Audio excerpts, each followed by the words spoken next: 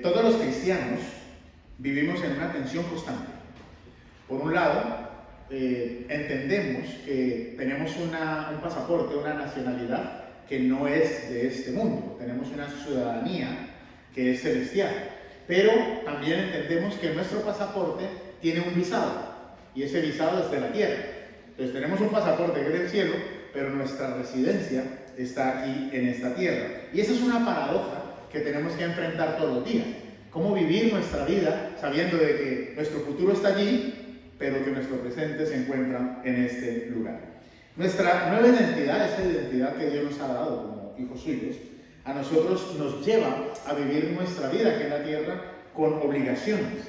Esa identidad nos impulsa a trabajar activamente por el bien y el bienestar del lugar donde Él nos ha puesto. Aunque no pertenezcamos a este mundo, Dios ha puesto en nosotros un amor profundo por el lugar donde nos ha plantado. Yo no sé si a usted le pasa, pero yo tengo un amor profundo por esta nación. Tengo un amor profundo por Inglaterra, aunque no nací aquí, aunque mi pasaporte dice que soy colombiano.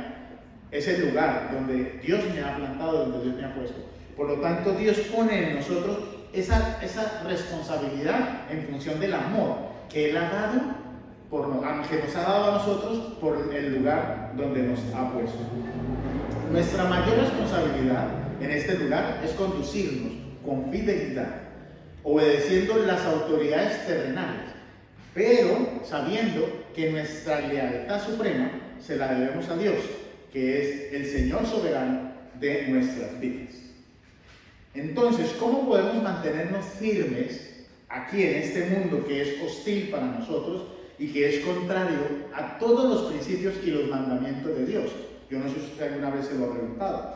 Precisamente por esa razón, nosotros hemos diseñado esta serie sobre Primera de Pedro, esperanza en el sufrimiento. Estamos en este mundo y mientras que estemos en este cuerpo, que es carnal, humano, vamos a vivir y vamos a tener sufrimientos y vamos a pasar tribulación.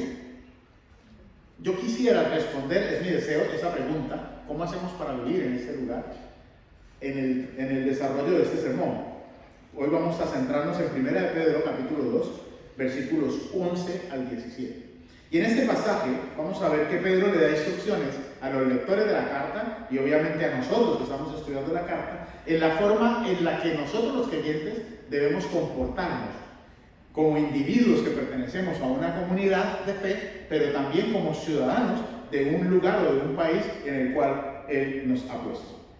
El primer punto del sermón es nuestra conducta como testimonio. Acompáñenme en su Biblia, 1 de Pedro, capítulo 2, versículos 11, 12 y 17. Versículo 11. Amados, os ruego como a extranjeros y peregrinos que os abstengáis de las pasiones carnales que combaten contra el alma. Mantened entre los gentiles una conducta irreprochable, a fin de que en aquello que os calumnian como malhechores, ellos, por razón de vuestras buenas obras, al considerarlas, glorifiquen a Dios en el día de la visitación. Versículo 17. Honrad a todos, amad a los hermanos, temed a Dios, honrad al Rey. Podemos notar que Pedro inicia este pasaje en un tono muy tierno y muy pastoral, llamando a sus lectores amados.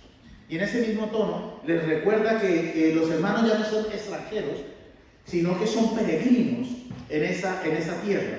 En otras palabras, Pedro les está diciendo: ustedes no pertenecen a este mundo. Y Pedro nos está diciendo: ustedes están en el mundo, pero no pertenecen al mundo. Aunque los medios de comunicación, las redes sociales y la misma sociedad nos presionen constantemente para que nosotros vivamos inmodestamente y que nosotros vayamos a buscar nuestra propia libertad, aunque nos hagamos daño intentando vivir como el mundo vive. Necesitamos recordar que nosotros no solo somos extranjeros en esta tierra, tenemos un rol que cumplir y ese rol es como embajadores de Cristo.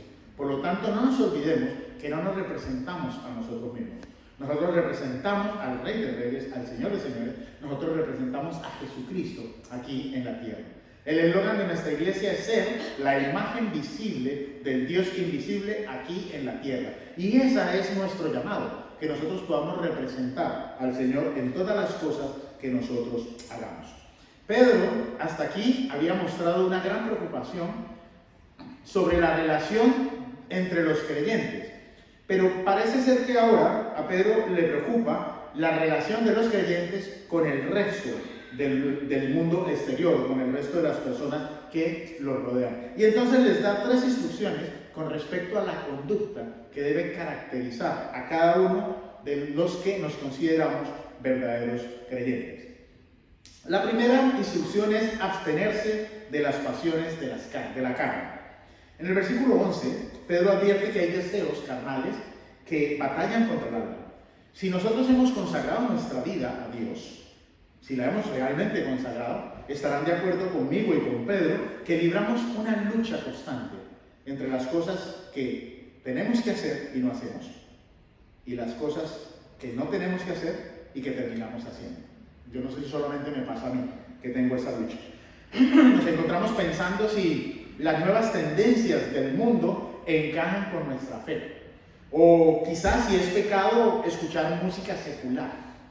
Si es pecado juntarnos con inconversos. O quizás si es pecado ir a una fiesta.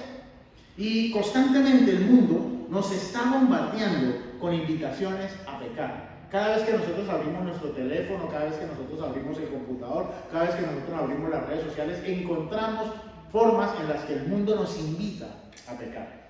Y nosotros tenemos que mantenernos firmes porque el mundo está intentando llenar nuestros corazones, estos vacíos que nosotros tenemos, los está llenando de deseos de pecar, deseos mundanos. Por eso Pedro les dice, aléjense del mundo y de sus pasiones, porque ese es el llamado que tenemos que tener nosotros. Tenemos una identidad de parte de Dios. Hemos sido separados por Dios para vivir en santidad. Hermanos, no es perfección. Cada uno de nosotros tenemos una lucha interna. Cada uno de nosotros sabemos contra qué estamos batallando, pero tenemos que permanecer firmes en el Señor. Es nuestro turno de participar en ese trabajo de santidad que está haciendo el Espíritu Santo, apartándonos de las cosas que el mundo nos ofrece y que nos alejan de Dios. Eso lo tenemos que hacer por nosotros. Dios nos da la fuerza para que nosotros lo hagamos, pero somos nosotros los que tenemos que tomar decisiones y empezar a realizar las cosas que Dios quiere que nosotros hagamos, cosas que realmente lo glorifican a Él. La segunda instrucción que les da Pedro es mantener una conducta irreprochable con los no creyentes. Y es que en el versículo 12, Pedro le dice a los hermanos, mantengan una conducta excepcional, mantengan una buena manera de vivir, especialmente con los gentiles, con aquellos que no son creyentes. Y es que las personas que no son creyentes están constantemente examinando nuestra conducta. Y no para exaltar lo bueno que somos, no para resaltar las cosas buenas que hagamos, sino para acusarnos, para decirnos, tú eres cristiano y estás contestando de esta manera, tú eres cristiano y estás haciendo estas cosas u estas otras cosas, tú eres cristiano y no me perdonas, tú eres cristiano y siempre están mirando cómo recalcar en nuestras vidas que nosotros somos cristianos y que no hacemos las cosas que tenemos que hacer. Pero Pedro está diciendo que cuando nosotros vivimos una vida de testimonio, entonces las personas que están allí afuera se van a convencer por nuestra conducta que Dios tiene el poder para transformar las vidas. Y más aún las personas más cercanas, las familias, las personas que nos conocieron, quiénes éramos y en quiénes nos hemos convertido, podrán dar testimonio de cómo Dios ha transformado nuestra vida. Y ese poder de la palabra también puede llevar a los no creyentes a creer en Jesucristo. Parece ser que la esperanza de Pedro es que a través de nuestro testimonio los no creyentes, los incrédulos, se vean obligados a admitir nuestro estilo de vida, que nuestro estilo de vida es diferente al de ellos, que es moralmente bueno. Y la admisión de ese estilo de vida que es moralmente bueno los va a llevar a ellos a la fe santífica. Los va a llevar a ellos a entender que realmente Cristo es real y que nosotros somos una forma o un ejemplo de cómo Dios transforma las vidas. Y es triste que en ocasiones nosotros nos convirtamos en piedra de tropiezo, los creyentes piedra de tropiezo, para que los no creyentes puedan venir a Cristo. Eso lo digo con tristeza. El versículo 17 nos da la tercera y la última instrucción: amar amar a los hermanos y honrar a todos. Y Pedro, para desarrollar este punto, le da 4 breves imperativos a los hermanos.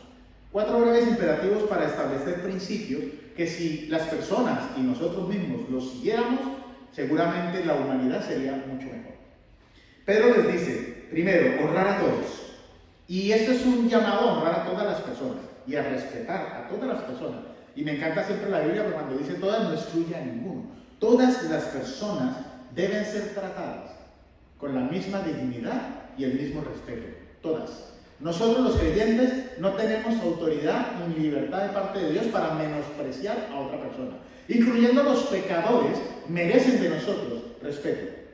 Y merecen también que nosotros los tratemos con dignidad. Porque todos los seres humanos han sido creados a la imagen de Dios. En algunos, la imagen de Dios está distorsionada por el pecado. Y en otros, como nosotros, la imagen de Dios está siendo restaurada a través del Espíritu Santo. Pero todos, absolutamente todos, merecen recibir respeto y honor. Y curiosamente, el mismo respeto y el mismo honor que merece el gobernador, ¿sí? Según lo que dice Pedro, es el mismo respeto que se debe dar para las personas. Porque sabe una cosa, el poder jamás va a minimizar la dignidad de una persona. Usted puede tener un cargo en la iglesia, usted puede tener una responsabilidad en la iglesia, usted puede tener autoridad en la iglesia, pero eso no le da derecho a tratar mal a las personas.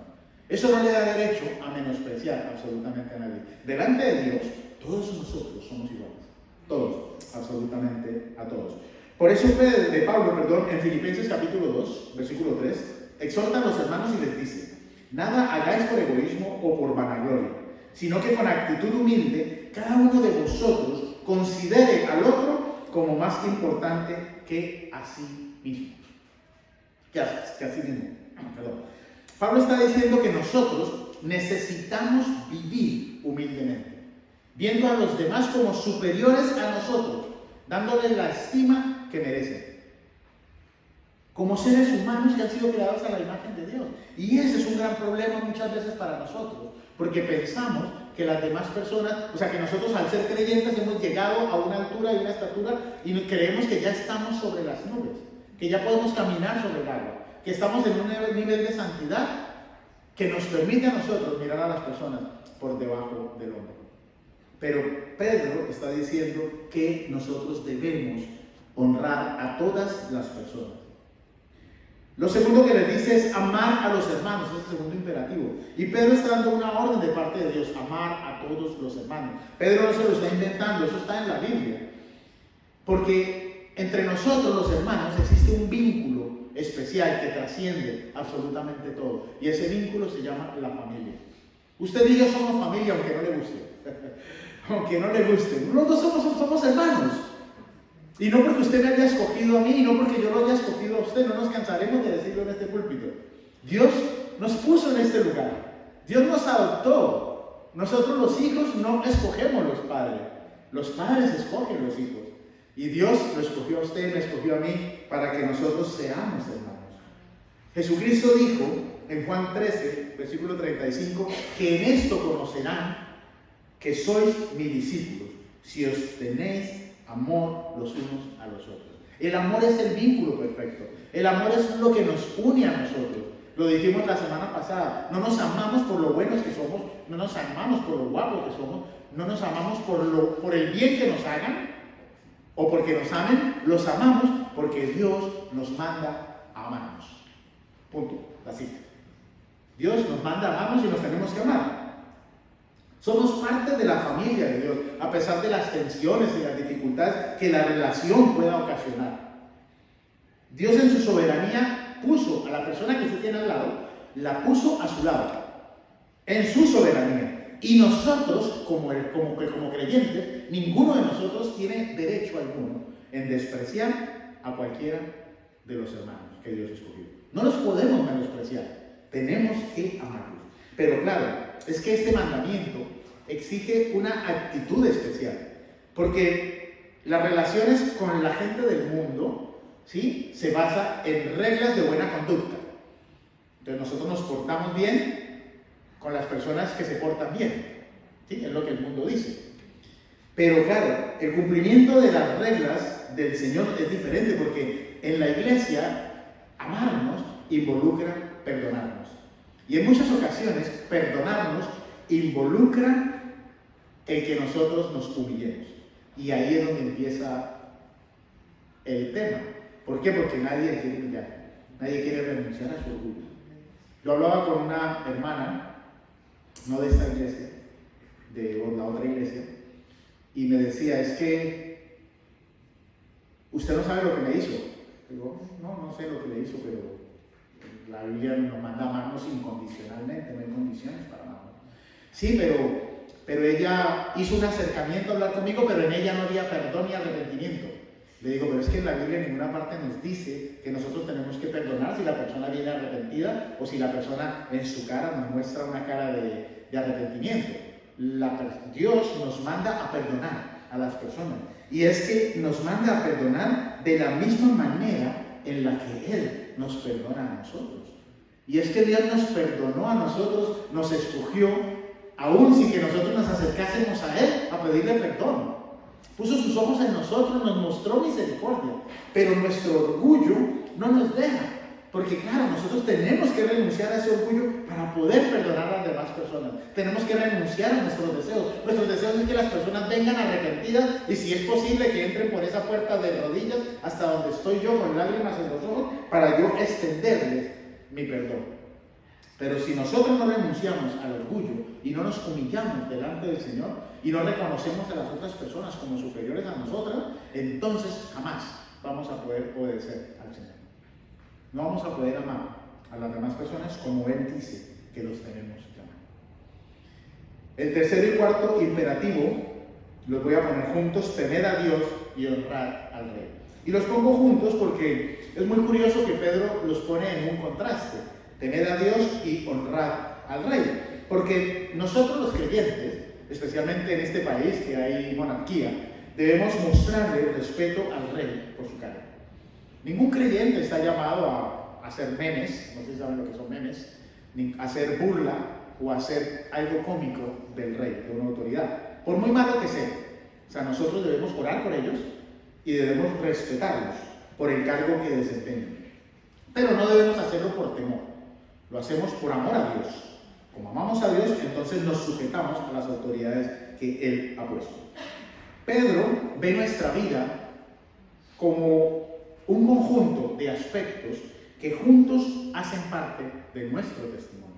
Cuando nosotros amamos a los hermanos, cuando nosotros nos sujetamos a las autoridades, cuando nosotros honramos a las personas, estamos dando testimonio a las demás personas, porque no podemos separar nuestra forma de actuar individual con nuestra forma de actuar como ciudadanos. Y esto nos va a conectar con la segunda parte del sermón. El segundo y último punto del sermón tiene que ver con nuestra conducta ciudadana. O sea, cómo nos debemos comportar como creyentes en el país donde Dios nos ha puesto. Acompáñame en su Biblia, 1 de Pedro, capítulo 2, versículos 13 al 16. Someteos por causa del Señor a toda institución humana, ya sea al rey como autoridad, a los gobernadores como enviados por Él para castigo de los malhechores y alabanza de los que hacen el bien. Porque esta es la voluntad de Dios, que haciendo bien hagáis enmudecer la ignorancia de los hombres insensatos. Andad como libres, pero no uséis la libertad como pretexto para la maldad, sino empleadla como siervos de Dios. En estos versículos, Pedro está exhortando a los creyentes a someterse a todas las autoridades terrenales. Y ese sometimiento, como dije hace un segundo, lo hacemos porque amamos al Señor. Nosotros nos sujetamos por amor a Él. Cuando nosotros respetamos las personas que Dios ha puesto como autoridad sobre nosotros, nosotros estamos reconociendo la soberanía de Dios. Le estamos diciendo al Señor: Señor, yo voy a sujetarme a esta autoridad, al gobernador o a la autoridad que sea, porque entiendo que tú eres soberano y tú le pusiste. Hablaba con unos hermanos en la otra iglesia y me decía: pastor, eso también incluye el presidente de Ecuador, porque es que yo no voté por él. Le dije: sí, también. Aunque lo haga mal, también incluye el presidente de Ecuador, porque si él fue elegido, no fue elegido porque el pueblo votó por él, fue elegido porque así Dios lo determinó, porque Dios determina todas las cosas en esta tierra, en su soberanía. Entonces, a un mal presidente, tenemos que también someternos. Cuando nosotros entendemos esa realidad, entonces nosotros empezamos a darle gracias a Dios por las personas que Él ha puesto por autoridad en nuestra vida. Empezamos a darle gracias a Dios por la vida de nuestros padres. Empezamos a darle gracias a Dios por nuestros jefes, por las personas supervisores, por los managers que están sobre autoridad, por los pastores, por los gobernantes, por los alcaldes, por los presidentes, por todas las personas que Dios ha puesto como autoridad, aún por el liderazgo de la iglesia que Dios ha puesto, que esté también sobre su vida como una autoridad.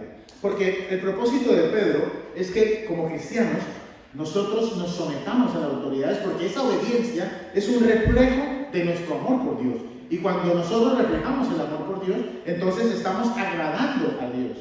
Cuando nosotros nos sujetamos a las autoridades, Dios se agrada. Pero podemos deducir de este pasaje que para Pedro la suprema autoridad no era el emperador, no era el gobernador. Para nosotros la suprema autoridad no es el rey. Para nosotros, al igual que para Pedro, la suprema autoridad era Dios. Porque el mayor deseo de Pedro era agradar a Dios. Se sujetaba a las autoridades terrenales, pero con el propósito de agradar la autoridad suprema, que es Dios, que está en el cielo. Y hay un aspecto importante en este punto que merece la pena resaltar, y es cómo debemos nosotros reaccionar como cristianos en aquellas situaciones donde las leyes y las autoridades exigen algo que es contrario a la voluntad de Dios. Y el principio fundamental se encuentra en Hechos 5, versículo 29. Yo espero que usted se lo sepa de memoria, y si no se lo sabe, que usted se lo pueda aprender. Y Hechos 5, 29 dice: debemos obedecer a Dios antes que a los hombres. Y usted podrá decir, pero ¿cómo así? Esto es una contradicción, ¿obedecemos o no obedecemos? Pero nosotros encontramos en la Biblia bastantes casos, yo les voy a mencionar 3, de desobediencia civil. Por ejemplo, las parteras hebreas. Si usted ha leído la Biblia, usted podrá estar completamente de acuerdo conmigo en que a ellas se les ordenó matar a todos los varones que nacieran del pueblo de Israel. ¿Y ellas qué hicieron? ¿Mataron a todos los varones? No, preservaron la vida de los varones desobedeciendo el edicto del emperador, del faraón. Y entre ellos, obviamente, también salvaron la vida de Moisés. Otro ejemplo lo tenemos con Daniel. A Daniel se le prohibió adorar a Dios, y en su lugar debería adorar la estatua del rey. Pero ¿qué hizo Daniel? Desobedeció. Adoró a Dios, y esa desobediencia le trajo consecuencias a su vida. Consecuencias de las cuales Dios lo libró. Por último, tenemos también los apóstoles. Los apóstoles, cuando empezaron a predicar el evangelio, las autoridades religiosas de la época les prohibieron, junto con las autoridades civiles, les prohibieron predicar el evangelio.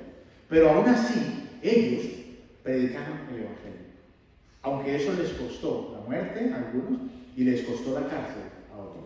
Pero ellos desobedecieron. Entonces, como pueden ver, sí hay casos bíblicos en los cuales nosotros como creyentes debemos desobedecer las autoridades.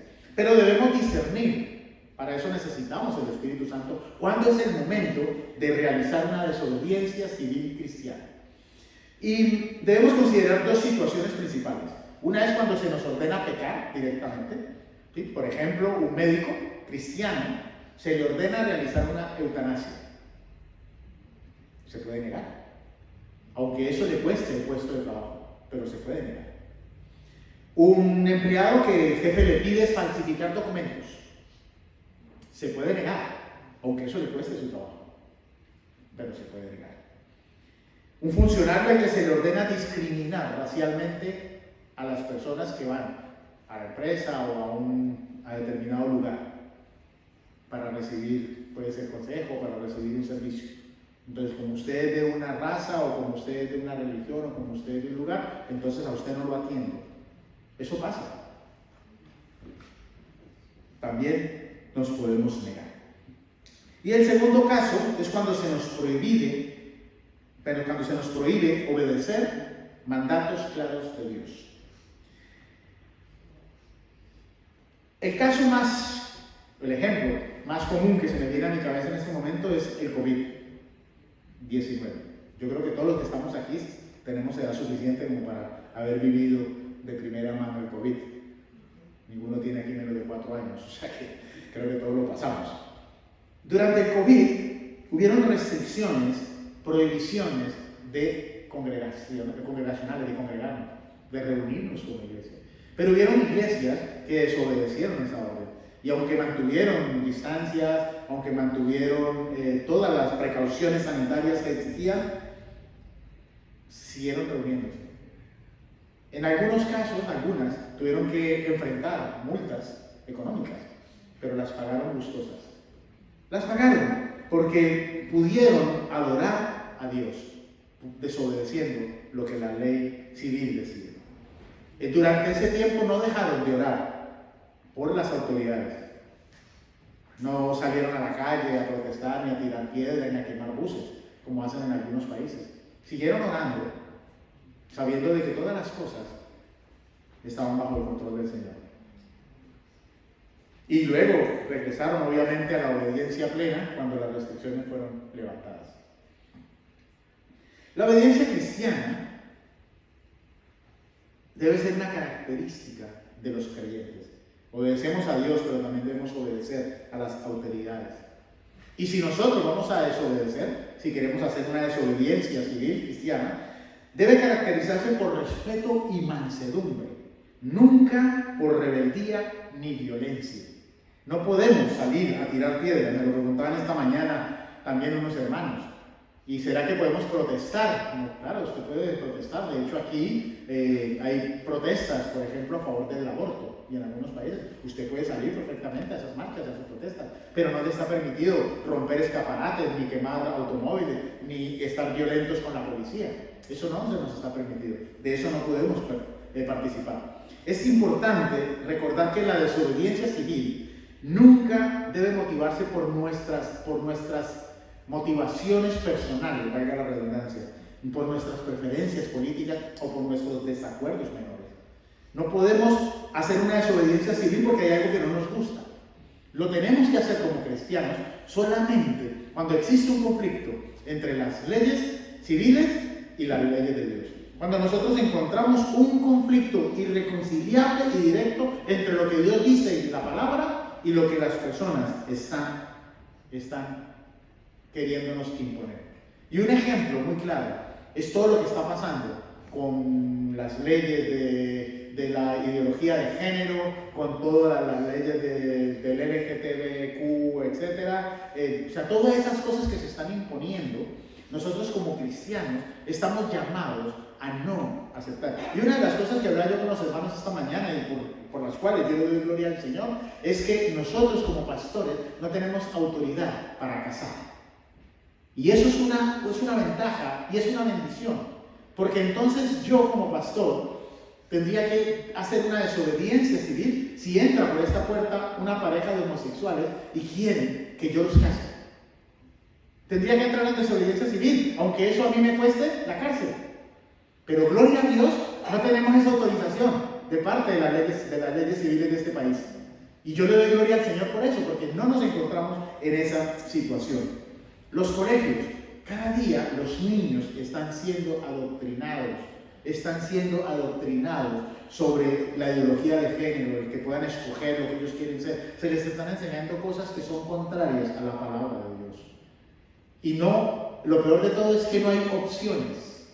Porque usted o mete a sus niños a esos colegios o los deja en la casa y hace iglesia en casa, escuela en casa. Es lo único que puede hacer. Pero si usted los manda a esos colegios, usted los está exponiendo. Por eso es importante que nosotros, los que somos padres, especialmente los que tienen niños pequeños, puedan hacer discipulado diario con sus niños, enseñándoles la palabra de Dios, preocupándose por saber qué les están enseñando a sus niños, qué les están enseñando en el colegio y poder debatir con ellos con la palabra del Señor y orar para que se levanten colegios cristianos. Colegios que estén fundamentados y basados en la palabra de Dios en esta ciudad, para que nosotros podamos enviar a nuestros niños y que ellos puedan ser educados y puedan crecer con un fundamento sólido en la palabra del Señor. Es muy interesante que el versículo 16 esté conectado con todo esto, porque Pedro nos está diciendo y le está diciendo a sus lectores que debemos andar como libres, andar en la libertad que Dios les ha dado. Y esto podría sonar contradictorio, porque si nosotros nos sometemos a una autoridad, ¿dónde está nuestra libertad? ¿No? O sea, entonces, si me someto no soy libre. Pero Pedro le está diciendo, o nos está diciendo, que nosotros los creyentes debemos someternos a las autoridades en la libertad que Cristo nos dio. Pero la libertad que Cristo nos dio es la libertad del dominio del mundo y de los deseos, para que nuestros deseos se conviertan en deseos que agradan al Señor. Esa es la libertad que Dios nos ha dado. Pero el problema es que muchas veces creemos que la libertad que Dios nos dio es un pretexto, como dice Pedro, para hacer la maldad. Un pretexto para pecar. Pero la exhortación de Pedro es que no usemos esa libertad que Dios nos dio para hacer maldad, para hacer pecado o para satisfacer nuestras propias necesidades. Y una de las dificultades, creo yo que es de las mayores dificultades que nosotros encontramos con este pasaje y con esta orden, es la definición de la palabra libertad. Porque para nosotros la palabra libertad significa lo mismo que significa para el mundo, y es hacer lo que nosotros queramos. Hacer lo que nosotros queramos hacer. Esa es la definición que el mundo tiene. Y el problema es que, claro, la sociedad te dice, haz lo que quieras, sin restricciones, no importa las consecuencias que tus acciones puedan ocasionar a otras personas. No importa. Si tú quieres hacerlo y lo puedes hacer, hazlo. Esa es la libertad que el mundo proclama. Y en algunos casos es la libertad que muchos creyentes quieren y que muchos creyentes siguen. Y entonces, ¿qué hacemos?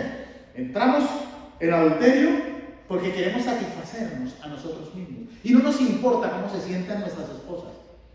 Nos emborrachamos y hacemos cosas que no debemos, y no nos importa cómo se siente ni siquiera Dios al ver la vida que nosotros estamos llevando. Engañamos, mentimos, hacemos trampa con el sistema, pedimos cosas que no necesitamos. Estamos constantemente viviendo en la libertad que el mundo quiere vivir, pero no nos detenemos a pensar que la libertad del mundo está fundamentada sobre la base del egoísmo y el individualismo. Esa es la libertad que el mundo tiene allá afuera y que el mundo está ofreciendo.